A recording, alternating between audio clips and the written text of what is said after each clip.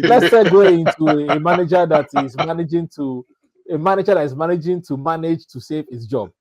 Yeah, this life. Mr. Rúben Amorim. You know, you guys, Jude, first of all, Jude, how does it feel to be in the top half of the table? Because, you know, it's been a long time where you just check the EPL table and you can see yourself in that first page.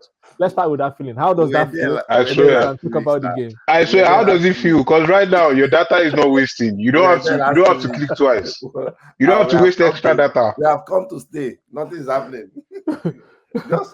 just watch next weekend. Chelsea will be on that. We'll be on top. Just watch. I don't. Next weekend is international break. 2 weekends from now. No, all jokes aside, Jude. All jokes aside, Jude, because you predicted that United is going to finish in European places. So I know that you had faith. But do you think that Amorim is changing? Because even your first goal yesterday, it was the end of, I think I saw 18 passes, like 18 completed passes that Mount completed with his goal. So Amorim likes to pass, and that actually worked. So do you think that the players are beginning to understand the system, or what do you think was the turnaround? Is it because you guys were at Old Trafford that you had the win, or do you think there's actually a tactical switch, or the players learning from the manager? What's your take? I actually think he did. He surprised me, Sha. So let me just say that one. So he decided to do what I feel slots should do. Like if somebody is not clicking, whether it's a big buy or something, just bend the person. I think what was happening, like I think the last pod we said, I was talking to someone and we were saying there's this cohesion we already had as a team last season that was playing the ball. That's why you could see Zexi being more in the game, and Casemiro already knows he's more of a defensive midfielder. Like everybody was instead of buying these three people as our attack now makes them play wider. They're playing wide. When they get the ball, Cunha comes in to dribble like four players instead of holding the ball and passing and making the runs or those kind of connection. So that was what was missing. So playing Mount there, Mount understands the system. Benching Dogu is also another thing, because I said Dogu and Shaw should not be playing together. Like they should bench one of them, decide who wants to play and then bench. So that's another thing that I saw. And it gave us that ability, that fight that somebody knows that they should take a shot. They don't have to wait till they get into the box to take a shot. Like Mount did it opened the scoring. And I think from that scoring, it got to my other point, which is let's try and get 2-0 up. Our defense is actually okay. It's not that bad, but let's try and get 2-0 up. If we get 2-0 up, we'll be more of pressing the guys. Like the opponent will be scared. But when you're not scoring and you're all going there shooting, like the game against, was it Fulham? Cunha had like chances. Before you knew, we scored one and they came back, they took over the game. Like you need to kill the game as early as possible. If you don't do it, the opponent just scores you. Man U goes into like disarray. Everything goes off. And I'm also happy that he decided to play the keeper. It was yesterday that I was hearing that he had the top saves in Europe. And it was shocking to me. So it's a good start. And I don't know, the end of the game, you could see United defense going to hug him. It passes a message. It means that they've not been confident enough because of the people behind. Do you understand? So why are you stressing them? Why were you, like you play people out of positions and all those things? It just stick to what they were doing and do the add-ons simply, and then we can get what we need to do. Hopefully it stays that way. We don't see Dogu coming in the midfield next match, and then I was even going to ask one more question before I pivot to Azar. Like, how do you feel like Benjamin Tesco becoming Benjamin Let's Go? He has scored 2 in 2 now, you know? Like that was heavy. That was some heavy lines. You're welcome, people. Bars on bars. I swear down. Trademark, Dr. Toph's Corner. Yeah. So how do you feel, man? I feel Your good strikers seeing are my balling striker again. scoring finally. I Yeah. feel good. Although there were more expectations I had from Ahmad. I think he gets into position where he's supposed to like deliver a pass. He tries to go for goal. I think he should now have to get that third eye. Let him be like him. I know he's not Messi, but he should now be having that third eye where he's looking out for or understanding the players and know that, oh, this person is going to be here, this person is going to be here, instead of trying to take a shot when it's not too clear and you know if you take 10 shots, you probably be like 2 or 3 in the net. So let's give square plays and get that goal. But I'm happy that Sesko, at least he's used momentum. He got the last one. Now he's getting another one. Hopefully in Liverpool, it's momentum. It's all about ginger for the striker. Do you understand? Well, we hope that the other strikers, as they are not delivering, they should hold on so that Sesko can get there. Okay. I'm going to as I'm going to ask you question in line with this Lionel Thomas's comment as well. You know, all episode, all stream, Jude has been saying that Man United will finish above Chelsea. Do you think that's going to be the case this season because of the way they've just one game yesterday? You know, do you think that they're going to finish above Chelsea or not? Jude, all I'm going to say is because right now you're 7th and they are 10th. I don't think there's much point difference with Jude. What I'm going to say is say no to drugs. Just I think you should be telling that to Maresca. You were lucky you didn't stop 4 players. You were lucky you didn't stop all your attack after and before 60.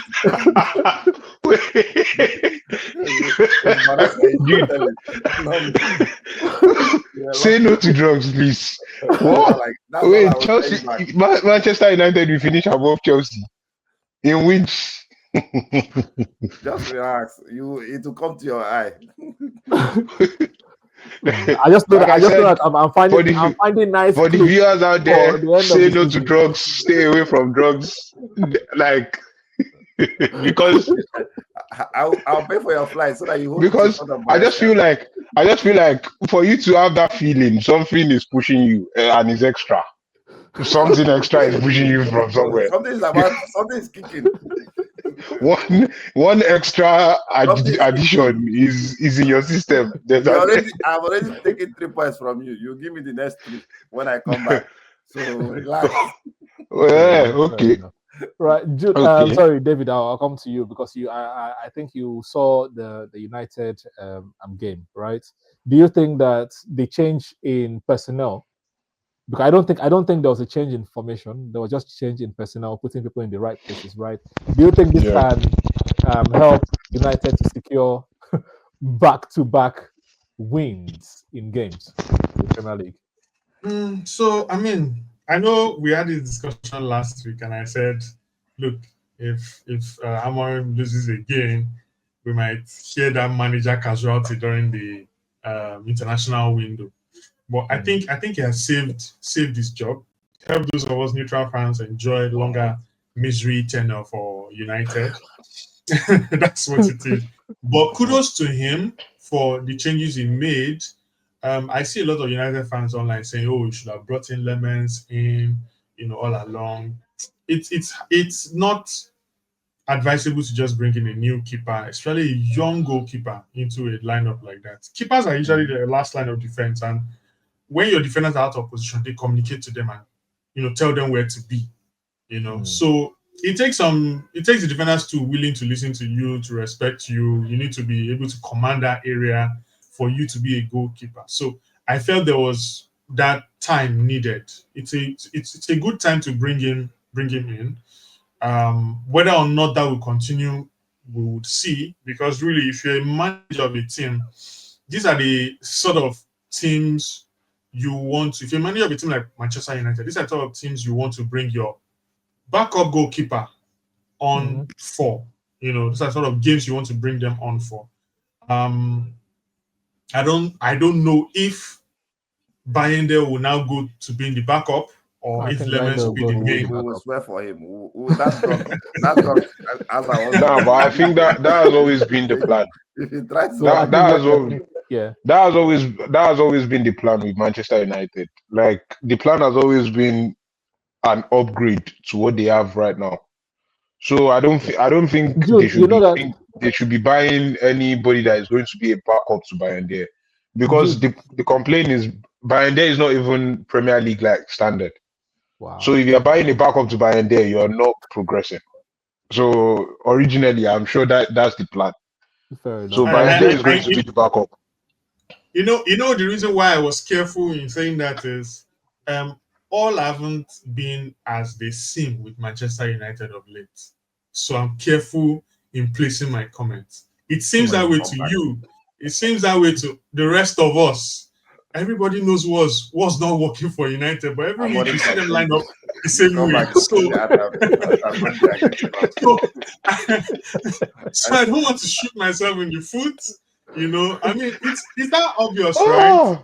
But let's wait for the international break to be over and let's see the keeper that lines up again. That's how we'll know. You understand, right? Yeah. So, like, Dude, and that's why I think he has bought himself time with the personnel. I don't think either the formation or the system or the personnel that is used to will change.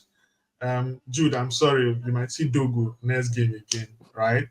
Just prepare yourself for it. I'm already prepared because that's the kind of human being he is. You probably see him on that Ahmad's wing, and Ahmad will probably play his own wing. That's the shock that I will get. But seeing Dogu, I might just see him back against Liverpool for no reason. So, but then again, kudos to Šeško for getting his goals. They've been scrappy goals, but I like the guy. It's not giving up. You know, I'll get the ball in anyhow. The service is still not coming. That's still something that United needs to address. That service is still not coming for that guy. He's hungry for it and he's starving. Yes. I don't know if you guys paid attention to the comments made by De Bruyne during the week about his teammate Højlund, saying there are two basic type of strikers. And I mean, who better than De Bruyne to tell us that? There are those guys who play with their back to goal, right, and then link up on it.